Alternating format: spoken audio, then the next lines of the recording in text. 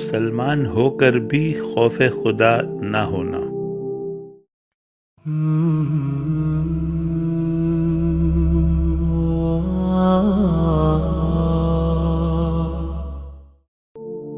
اعوذ باللہ من الشیطان الرجیم، بسم اللہ الرحمن الرحیم۔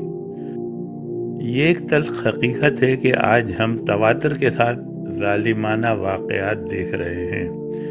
قریبی رشتوں کا قتل، تیزاب گردی، لوٹ مار، بے دریغ کرپشن، یہ سب وہ لوگ کر رہے ہیں جو مسلمان ہونے کے دعوے دار ہیں۔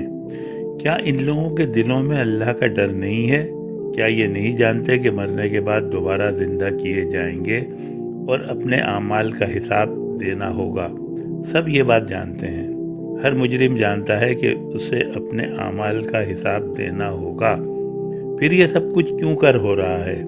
اس پر غور کرنے کی ضرورت ہے۔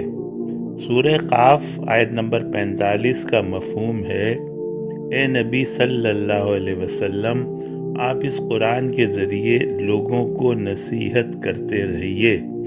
حضرت محمد صلی اللہ علیہ وسلم کو اللہ نے خصوصی طور پر ہدایت کی کہ لوگوں کو تبلیغ و تذکیر اور تزکیہ نفس کا ذریعہ قرآن کو بنائیں، اور رسول اللہ صلی اللہ علیہ وسلم نے اس حکم پر عمل کیا اور قرآن کے احکامات کے مطابق لوگوں کی اصلاح کا کام کیا، اور اس کا نتیجہ یہ نکلا کہ آپ صلی اللہ علیہ وسلم ایک مثالی معاشرہ تشکیل دینے میں کامیاب ہو گئے۔ آپ صلی اللہ علیہ وسلم نے اللہ کے دین کو نافذ بھی کیا اور غالب بھی کیا۔ مسلمانوں نے اس حکم کے برخلاف قرآن کو تبلیغ کا ذریعہ بنانے کے بجائے وعظ و نصیحت کے لیے دیگر ذرائع اختیار کر لیے۔ لوگوں کو دینی حلقوں میں لانے کے لیے پرکشش اور خوبصورت واقعات بیان کر کے لوگوں کو متاثر کرنا اور لوگوں کو اپنے گرد جمع کر لینا بڑی کامیابی سمجھ لیا۔ اگر کسی کے دماغ میں یہ بات بیٹھ جائے کہ قتل و غارت کر کے بھی میں دوبارہ نیک بن جاؤں گا، تو وہ اس گناہ کو آسان سمجھ کر انجام دے گا۔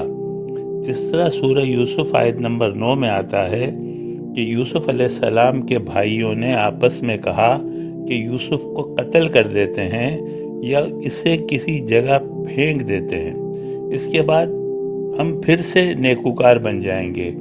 یہی وہ دھوکہ ہے جس میں مبتلا ہو کر لوگ مسلمان ہوتے ہوئے اور سب کچھ جانتے بوجھتے ہوئے بڑے بڑے مظالم کا ارتکاب کر بیٹھتے ہیں۔